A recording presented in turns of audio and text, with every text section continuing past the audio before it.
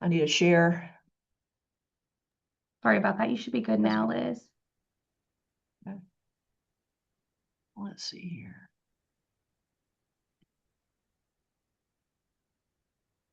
Perfect. All right, we good? Can you see the You're slides? good. Yep, we can see them. Thank you. Okay. Okay. All right, great.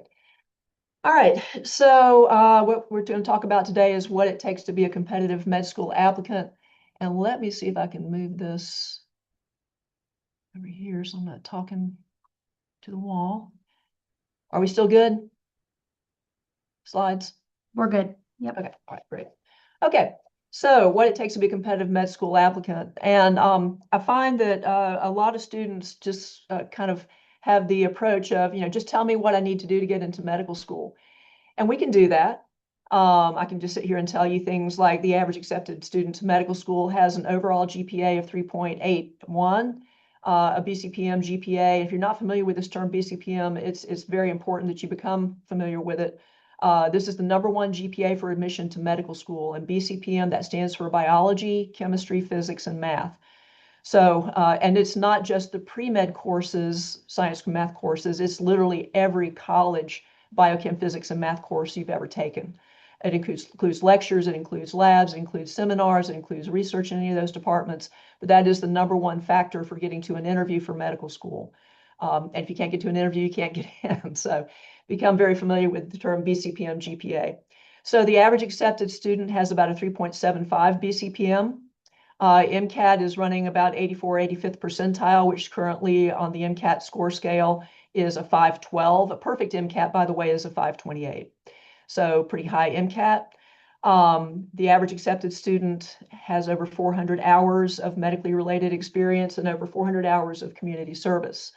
I didn't put research on the slide. One thing that you may or may not know at this stage of your pre-med career is that not all medical schools have an emphasis on research experience. They all value it, but there are some medical schools where if you don't have research experience, you probably will not get in. But there are other medical schools who focus on other things. And I think this is an important point to get home at this point of your pre-med track, is that all medical schools are not all looking for the exact same things in the students they admit.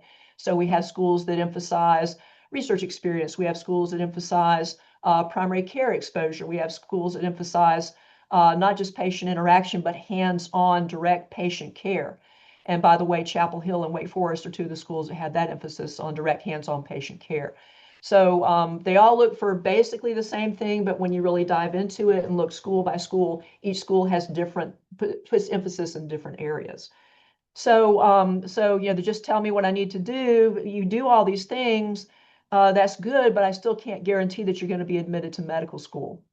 So for the 2025 entering medical school class, over 9,000 applicants with perfect GPAs were not accepted to medical school. And you say, well, I wonder why that could be. Don't people with perfect GPAs get in? And the answer is obviously not always. So what if we take this same group of applicants for the 2025 entering med school class and say, okay, let's give them the great GPAs, and also now let's give them great MCAT scores. So 3.8 to 4.0 GPA, 80th to 100th percentile MCAT, and over 3,000 of those applicants were not accepted to medical school. So I think hopefully this is driving home the point that this is a multifactorial process, and students can be very strong in one area, super strong in another area, and be completely non-competitive in other parts of the process. So I'll try to dive in and give you a little deeper understanding of how this really works. So what are your starting odds for being accepted to medical school? And the comments in the data today are going to focus on allopathic medical schools, not osteopathic medical schools, which are very similar as far as what it takes to get in. But we're going to focus on allopathic today because those are the schools that you're probably more familiar with at this point. So MD, they grant the MD medical degree. So we had almost 55,000 people applying in for the 2025 entering class. And if we add up all the first year seats in medical schools that were waiting to be filled, that was about 23,440 seats waiting to be filled. So that's a lot of people applying for not a whole lot of seats. Currently, the average applicant to medical school applies to 18 schools. So when you crunch that math out, those 55,000 applicants generated almost 1 million applications for those 23,440 seats. So that's kind of how we're looking at the national applicant pool. But in reality, we're not looking at a situation where everybody throws applications into one big national pool and the schools come and pull your applications out to accept you. The way this works is that you apply to individual medical schools. So your actual odds of being accepted to medical schools are depends on how many qualified applicants apply to the same schools that you apply to. So in North Carolina, we actually have 4 established allopathic medical schools. We have a 5th one that has just been approved to seat their first class, and that new school is over in the Fayetteville area. It's Methodist University Cape Fear Health School of Medicine, and they will be seating their first class this summer. So we have no data on those schools. So for the 4 schools that have been around a while, which are East Carolina, which appropriately is called Brody School of Medicine, Duke, Chapel Hill, and Wake Forest. So here are the number of students that applied for that 2025 entering class. Brody had about 1,100 applicants, all North Carolinians, because Brody doesn't accept anybody from out of state. So you have to be a North Carolinian, and they currently have 84 seats to fill. Duke is a private school, and private schools tend to get way more applicants than public or state schools get. So Duke has over 8,000 applicants for about 120 seats. Chapel Hill had almost 6,000 applicants, of which 1,116 were North Carolinians for 204 seats.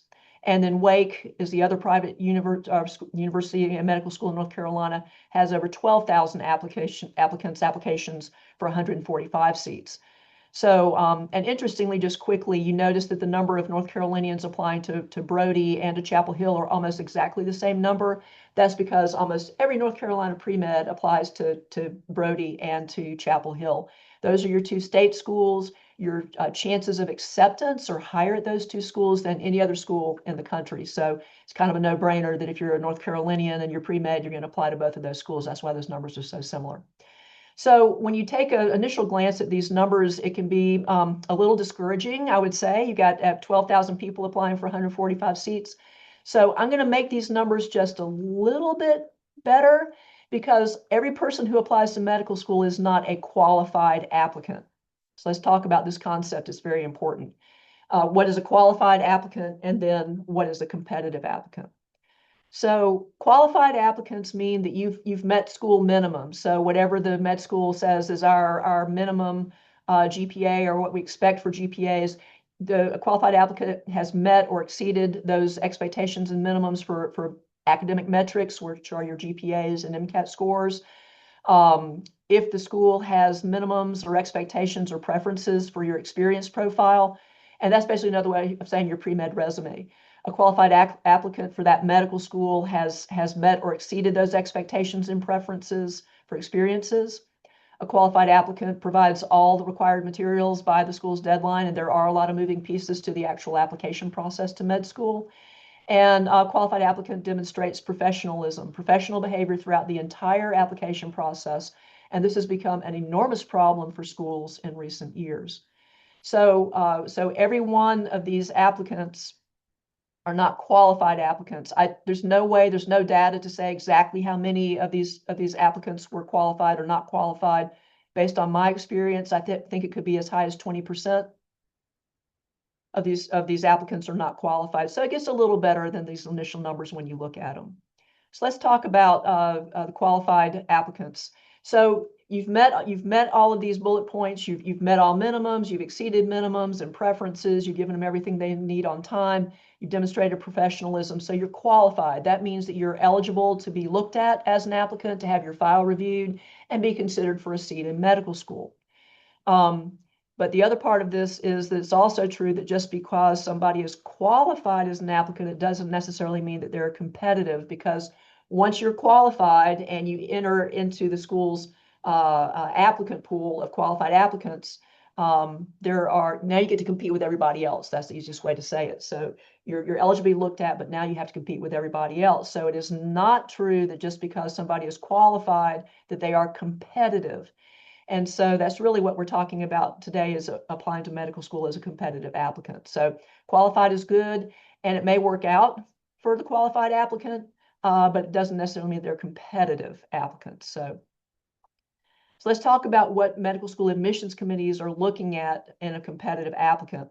And the way I look at any applicant to medical or dental, PA, pharmacy, any of the other schools for that matter, is that you're an applicant, you have a profile, and that profile has three pieces. You have the academic profile, which is all of your academic stuff. It's your grades, it's GPAs, it's transcript features, it's MCAT scores. You have an experience profile, which is, again, kind of your pre-med resume and everything you've done for medical school and related to medical school. And something I call a supporting profile. This is not an official name. It's just something I call it because I have no other name to really give it. This is the kind of the everything else that goes along with the process. And let's kind of dive into each of these a little bit so you can understand them a little better. So your academic profile, again, I just said this, consists of your GPAs, of which your overall and BCPM are the most important ones. And of course, the BCPM is the #1 factor for getting to an interview. MCAT scores, and people focus on the total MCAT score, but they forget that the total score is built by adding scores in the 4 sections of the MCAT. And you can actually produce a pretty good total score by having 3 of the 4 sections being super good scores and then laying an egg in the 4th section. And most schools are not going to tolerate the egg in the 4th section. So your section scores are actually more important than the total score that they produce. So strong section scores, balanced section scores, you don't really want to have a super weak section in among your 4 sections. So section scores are important. And then, of course, transcript features. And it's a big mistake that more and more students are making to think that this is just a GPA game. GPAs are important for application screening, but once you make it through and they consider you to be a qualified applicant, your transcript actually will be looked at. And they are very interested in things like course loads. Can you handle difficult, challenging course loads? Can you handle individually challenging, rigorous courses? Are you consistent in your grades within and across semesters? So they do care about these things. It's not just a GPA game alone. The other thing I want to emphasize on this, the academic profile, is that most students think that the MCAT scores are the #1 factor for admission to medical school. They are the #1 decision maker when they're bad, when they're low scores. But assuming that the student has strong grades, GPAs, transcript features, and MCAT scores, if all of this is strong, the BCPM GPA is actually the #1 factor. Overall GPA is #2, and MCAT scores are #3, as ranked by the allopathic admission school deans. You build GPAs over years, you build an MCAT in hours. And so there are things they can learn about you from your transcript and GPAs and grades that they cannot learn from a standardized test, even though it is a 7-hour test. So that's why GPAs are always weighted a little higher, assuming that everything is reasonably competitive. But yes, when the MCAT is low, it will be the #1 decision maker, and that'll be the end of it for the student. So that's what's in an academic profile. Competitive students have, again, I kind of reiterated some of this. You've shown the ability to handle rigorous individual courses and also heavy course loads. Why is load important? Well, if we take a full course load at UNC Charlotte, we say 15 credit hours, and think about your commitment to those 15 credit hours, about your commitment in the classroom, in the lab, studying, getting ready for tests, writing reports, all that commitment to 15 credit hours. When you get to medical school, your load is going to be about 32 credit hours all the time, all 4 years. So they have to have evidence that the student can handle half that load in undergrad before they can ever make the leap of faith that the student will be able to handle that load when they get to medical school. So load is important. How can you know if you are carrying reasonable course loads? My advice is that you should be carrying 3 to 4 challenging courses per semester and do that hopefully with good grades and consistent grades over multiple semesters. And so what are challenging courses? Challenging courses are science, they are math, and they are 3,000 and 4,000 level courses in your major. Whether your major is science or non-science doesn't matter. So again, science, math, and 3,000 and 4,000 level upper level courses in your major. Now, this type of a load is not expected of a freshman, and if any of you are freshmen, please don't have a panic attack because of this. But by the time you get to sophomore year, and especially to sophomore spring, you should be taking this type of a course load and show them that you're capable. Strong and consistent grades, that's kind of a no-brainer. Consistency within and across semesters, very important. We've already talked about the balanced section scores. And then something else, I think that is important. Medical schools tend to like students who are academically motivated and curious. And so competitive applicants usually go beyond just the 8 to 10 courses they had to take to get into medical school. They usually take extra relevant courses, and that doesn't always have to be science. Maybe a student knows that they're going to be working with elderly folks in their medical practice, and so maybe the student is taking some gerontology courses here at Charlotte to add to that. Maybe they are curious about public health, so they're adding public health courses or sociology or psychology courses, biological anthropology. There are many other departments outside of science that have courses that can contribute to your education, your preparation for med school and practice, and also can help convince admissions committees that you like to learn and you are curious and you want to grow.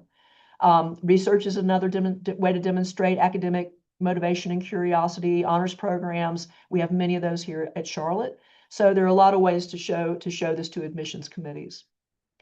Experience profile can contain a lot of different things. I've tried to pull out some of the things that tend to be more important. And certainly your patient-centered experiences are the absolute number one feature of your experience profile. This is where most of your time should go as you're getting ready to apply to a medical school. Community service and volunteerism is extremely important to medical schools, all schools.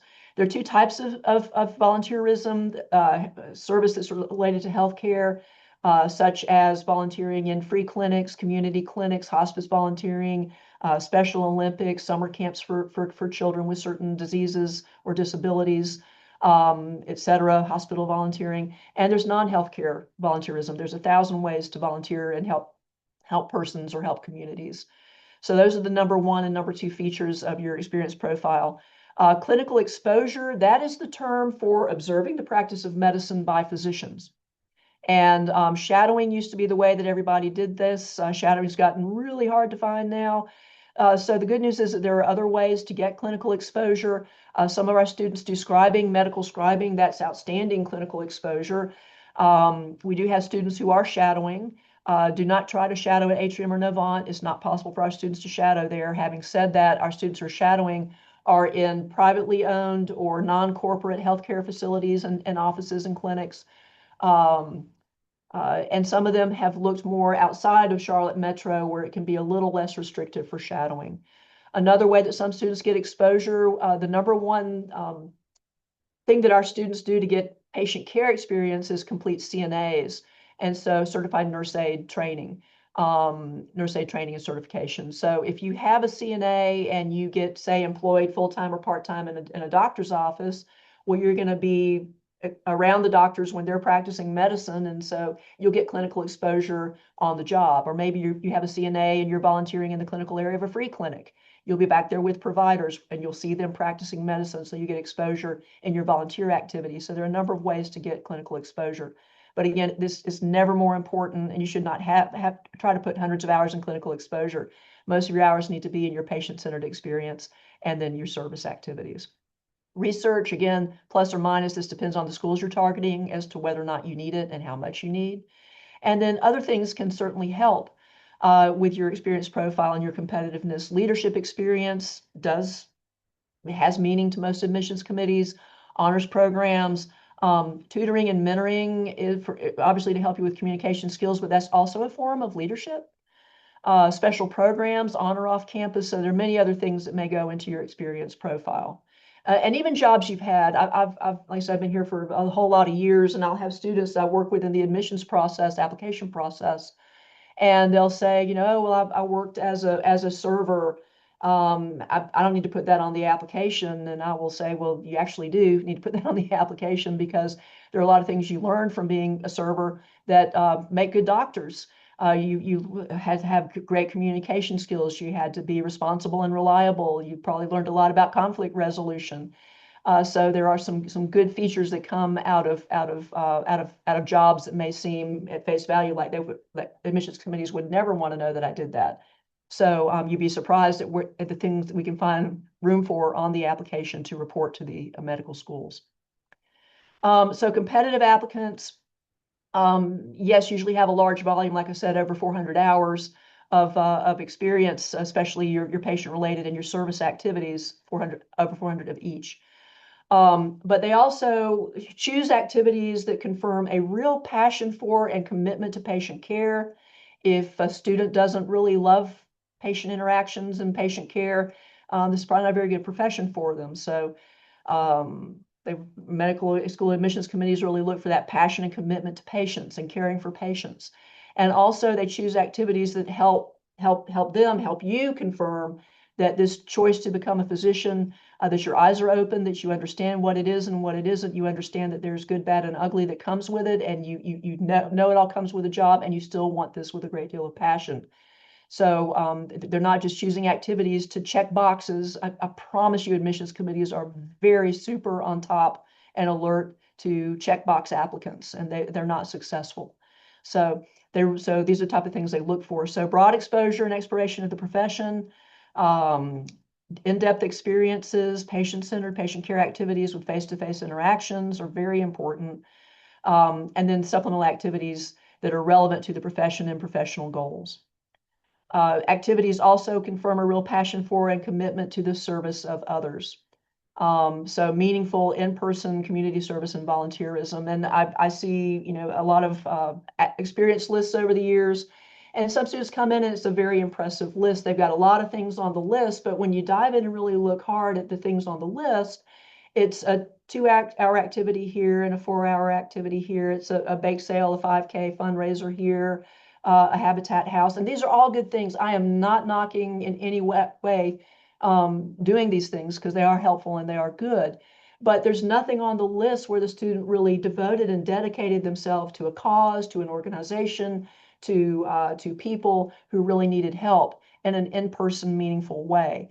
So this is another thing that will help you a lot when you apply to medical school if you have at least one organization or service experience where you are dedicating yourself over time, repeatedly, and really make a difference in a meaningful way. The supporting profile, again, my word for it, because there's no official word for this, but this is kind of the everything else profile, part of your applicant profile. Things like application quality. What you say and how you say it is really important. Quality also relates to things like spelling and grammar and typos, punctuation. This is one of the most important documents you'll ever fill out in your entire life, and the admissions committees expect that you give it the attention it really deserves. Application narratives, these are things like your personal statement, secondary application essays, experience descriptions. Again, what you say and how you say it, very, very important. Your letters, who writes your letters? Do they meet school requirements? What do they have to say about you? So it's a good mix and blend of letters, and are they saying the right things, hopefully. Your interview performance, if you make it to an interview, is once you make it to the interview, your interview score becomes a huge percentage of the final outcome. And then professionalism throughout the process. And this is, I just can't emphasize this enough. The emails to an admissions committee or to somebody in the admissions office, hey there, hi, or nothing at all.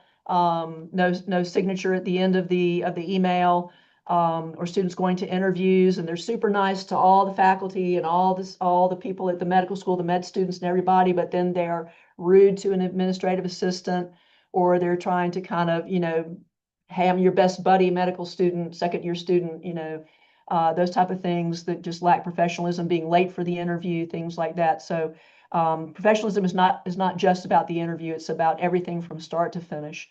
So can't emphasize that enough. And so somebody could have a 4.0 GPA, a perfect MCAT score, all the shadowing, volunteering, patient-centered experience, tons of research, and then blow it by being unprofessional at any step of the application process. It's not tolerated. So keep that in mind. So with your supporting profile, yes, applications are compelling, heartfelt, and honest, and give clear, patient-centered reasons for why you want to be a physician. This profession is not all about you. Medicine is not all about you. So if somebody writes an essay and it's all about how medicine fits me, suits me, helps me achieve my goals, I, me, my, that's kind of story over. Where are the patients in here? Because this is a patient-centered profession. It's a service profession. Applications filled out, yes, quality responses, and not a bunch of errors.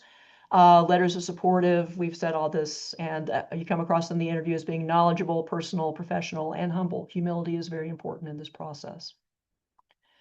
And again, I don't want to beat this too hard, but I think you have the idea. Follow instructions, be timely, be polite, be humble, and you'll be fine. So that's kind of an overview of an applicant profile and things that are important to medical schools. I do want to give you a little bit of a deeper dive here because this is something that has been around for not very long, yet it's extremely important to admissions committees and how they think about applicants. If you want to know exactly how an admissions committee evaluates applicants, on these next slides, I'm going to show you exactly what they're looking for, and you'll see also why some of these people with great GPAs and great MCAT scores, other reasons why they may not have gotten in. So about 2015-ish, all of the allopathic medical schools got together and said, we need to create some type of a list, a defined list of competencies that entering students, pre-meds entering medical school, need to have. These are not things that you just start to develop when you get to medical school, but things that as you go into medical school, if you're accepted and going in, that you should already possess. Now, some of these competencies will obviously get better and be honed and be refined and will grow a great deal in medical school, but they look to be sure that the entering student has evidence that they at least possess these to some degree before they accept the student.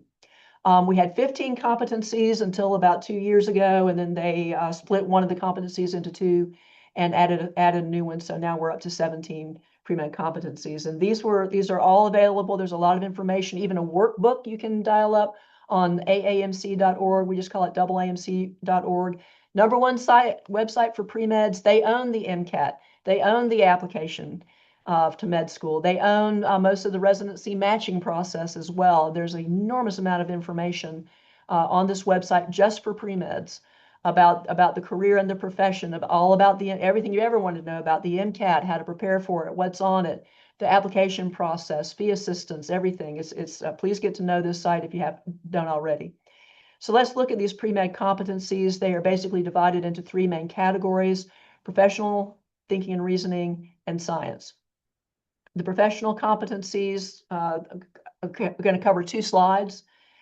Here is the first of them. So service orientation, interpersonal skills, oral communication, cultural awareness and humility, teamwork and collaboration, empathy and compassion. Now, how does an admissions committee know that you possess any of these? Some of this information will come from transcripts. Some will come from your letter writers. Some of this will come from the experience section on the application where you enter all of your experiences and write about each of them. So what have you done and what have you learned? What insights have you gained from those? You'll write about those things. Again, some of your letter writers will make observations about some of these. If you make it to the interview, your interview day and interview performance, meeting people and being interviewed will help them with some of these things as well. So that's the first part of it. And then here's the rest of the professional competencies. I want to tell you also that AAMC and the allopathic medical schools have developed a test to test you on the professional competencies. It's called the preview exam, and PRE and preview stands for professional readiness exam. So the preview exam is growing. We have about 75 of these medical schools that are using it now. If you apply next year, that number will be bigger. The following year, it will be even bigger. And so this test is really catching on. But it's a scenario-based situational judgment test, attempting to test you on most of these competencies. Obviously, oral communication would not be tested, but the others actually have a scenario-based test. So that's another way they can get information about some of these things. Thinking and reasoning competencies, critical thinking. That's basically at its core the ability to say something is true or false. Quantitative reasoning is mathematical reasoning, primarily in the pre-med world, that's statistical reasoning. Scientific inquiry, written communication. Obviously, some of these will come from transcripts, some will come from MCAT scores, some will come from your application and what you write on the application and the secondary applications. Science competencies, these are specifically tested on the MCAT, but there will also be evidence on your transcript through the courses you've taken in your grades if you are achieving these science competencies. So they have a way of basically checking all of these out. And this is exactly, again, how an admissions committee thinks. Do we have evidence that the student has not 2 or 3 or 5 or 6 of these, but all of them? And so this is why some pre-meds with the great grades and great MCAT scores and even a good experience profile have not shown evidence of all of these competencies. So if you want to think like an admissions committee, that's the way to think. So I'll wrap up. This is a quote from a dean of admissions, a med school dean of admissions from a few years back. And he said, when I sit down to evaluate applications, I ask 3 questions about the applicant. Can the applicant do the work? Will the applicant do the work? And then should the applicant do the work? So that's a great quote. So that's all the slides that I had. Let me end the show here. And I'm glad to take questions as time allows. Right, Liz, this was amazing. Such a wealth of information. I always learn new stuff when I get a chance to learn from you and chat with you, so thank you. Yeah, if you all have any questions, please feel free to come off mute or put them in the chat for us. While we're waiting, Liz, I actually do have a question for you. Sometimes as a career coach, I hear students we talk a lot about patient care and how those hours are crucial for the application. Sometimes they'll ask me about medical scribing as patient care and medical assistant. So not like the CNA, but like medical assisting. So I'm curious what your thoughts are on that and if med schools would consider that patient care. Okay, yeah, those are 2 great questions. So let's start with scribing. And this kind of gets down to the fact that we have medical schools where hands-on direct patient care are preferred, and in schools where patient interactions don't necessarily need to be hands-on direct care. Medical scribing is really more of a clinical exposure type of an activity. It's amazing clinical exposure. Shadowing on steroids is, I had a student say that years ago, and I think that's a perfect description.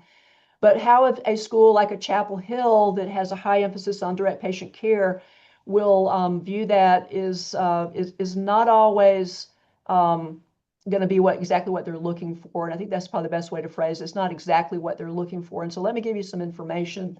In 2017, when Dr. Ragendali, she's the dean of admissions, she came into Chapel Hill, and in her wake, we had prerequisite changes.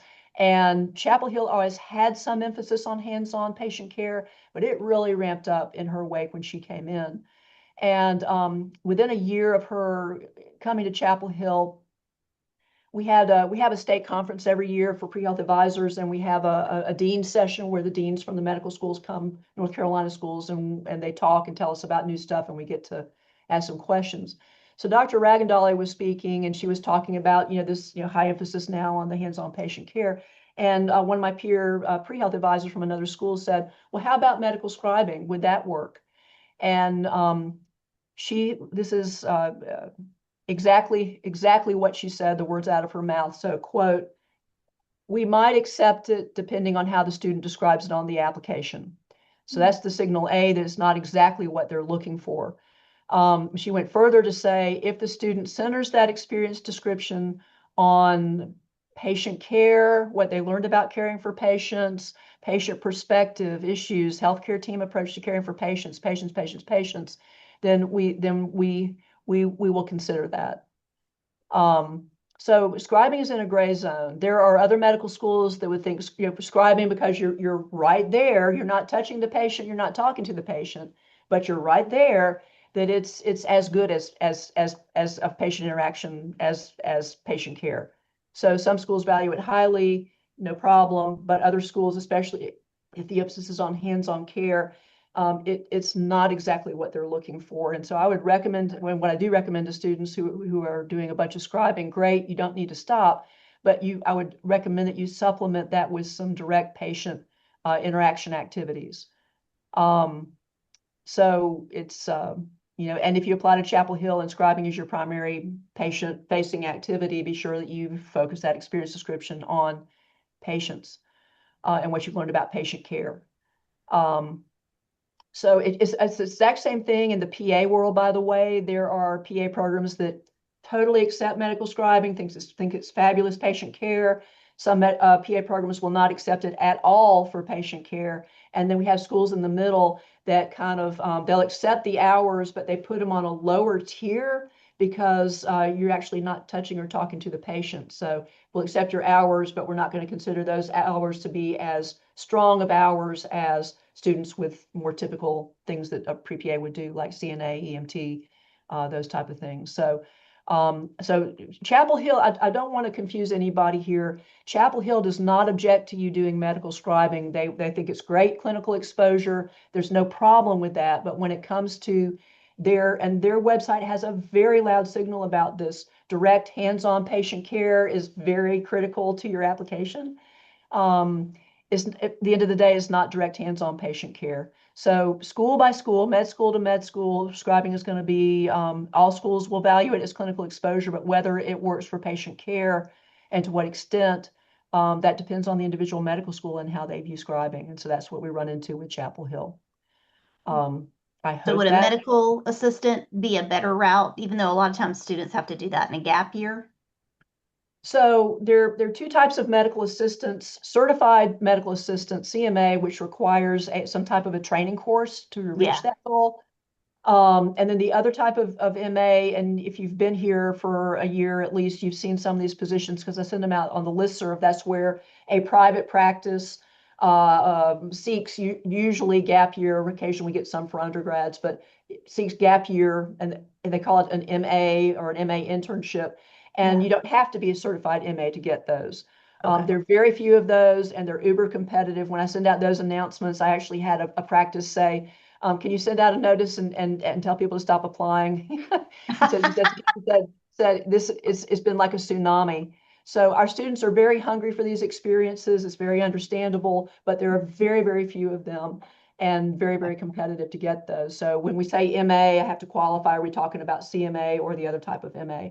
With CMA, the difficulty with that, the training is that half or close to half of the training course is front desk skills, it's office skills, it's answering a phone, it's scheduling appointments, basic billing coding and things of that nature. That it's nice to have some background in that, but it's not going to help you with admissions committees. The other part of this of the CMA, the MA course, is the patient centerpiece. And that, of course, will be very helpful to you. So doing the course is no problem. My cautionary tale with that, though, is when you go to find a job, be sure that you're not going to be at the desk for the entire time or most of the time. Be sure that you're going to have a job they're going to be employed to utilize the patient skill set. Because that's the only part of that that's going to be valuable to you. So the course is good. You're going to spend time and money on a lot of skills that are not going to be helpful. And you got to look after yourself when you go to find a job. Be sure you're going to be utilized with patients a lot and not mostly at the desk. So yeah, that MA training basically makes you a Swiss Army knife. So you can go to the desk and then you can hop back in the room and do some patient-centered stuff and go back to the desk. That's really why it was designed for that kind of a multi-purpose employee. So just if you go that route, take care of yourself when you find your employment. The other type of MA, those positions are usually fabulous. You're not going to find those at Atrium or Novant. These are private practices, non-corporate, non-giant corporate healthcare facilities. It's several doctors. It's a group of doctors, and some of these are actually large groups of doctors, but with multiple sites around Charlotte Metro. I've had that as well. But those positions, the providers, the physicians like to mentor pre-meds. And so typically these students are going to be trained on the skills that the practice needs, utilized that way, and they will also have a lot of interaction with providers. So it's a learning experience in addition to being a doing experience. And for students that are very good in that role, usually get some pretty incredible recommendation letters. So those are very valuable. And the problem is just there's just so few of them around. But yes, so I hope that answers the question. Thanks, Liz. We had one question in the chat, and we'll kind of make this our last question since we're right about time.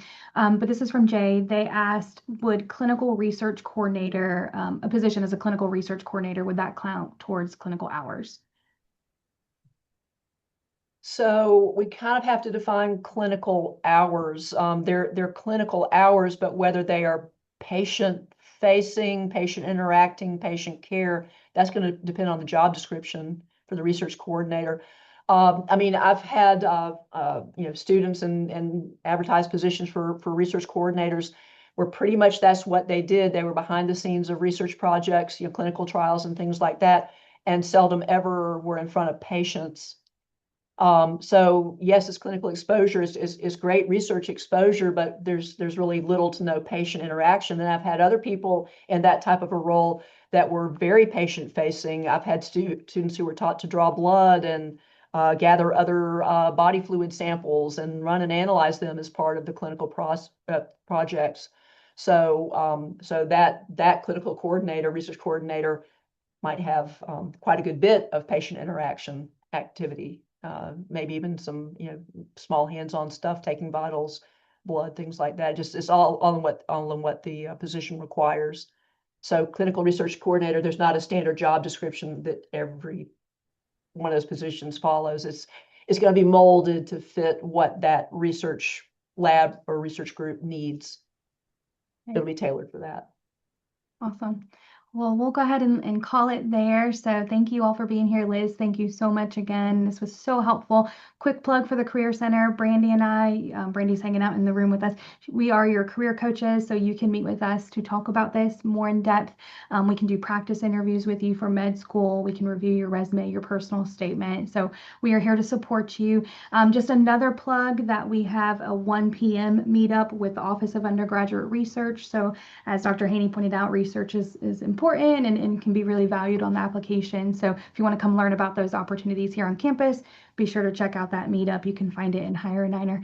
But otherwise, Liz, thank you. This was so great, and we appreciate you. And yeah, everyone have a great rest of your day. Thank you, everybody. Appreciate your time. Thank you. Take care. Bye-bye.